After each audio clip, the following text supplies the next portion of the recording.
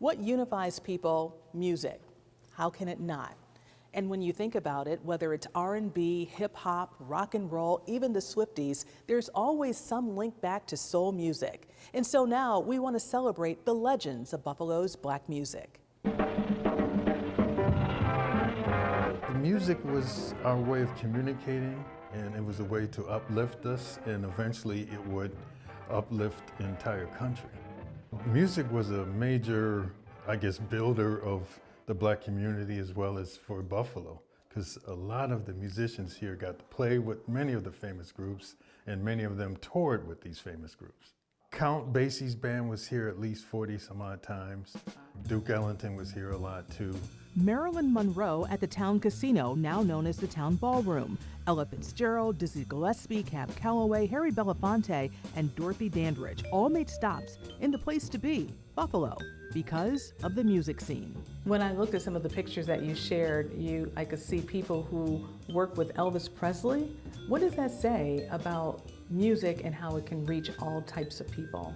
Our music, particularly jazz, had a rhythm, had a beat that you wanted to move to, dance to, sing to.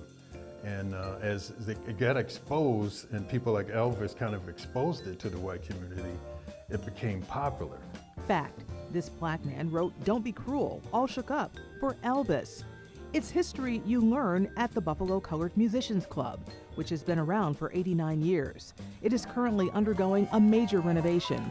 It is here where you can truly trace and see history, music history, Black history. It's really our history.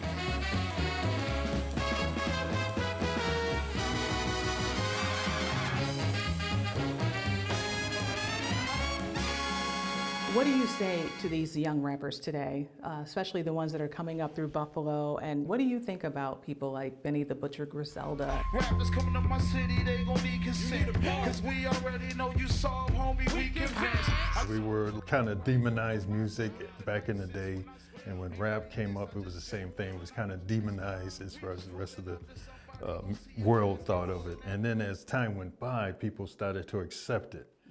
So I think we accepted it too, because we knew what they went through and they know what we went through. To come from Buffalo, small time, and when you can make it on a big stage and be on that list of top talent, you've done something.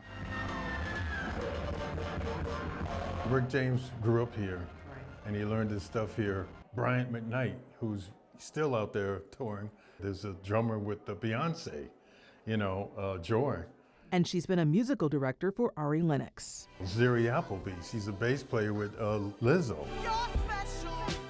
When I get to talk to the youngsters and I can point to those people as well as the people back in the 30s and the 40s, let them know with hard work and persistence, you can get to that point in time. Black history, Black music, what does that mean? It lifts you up. And that's how it was with jazz and blues and everything else. And even today, hip hop.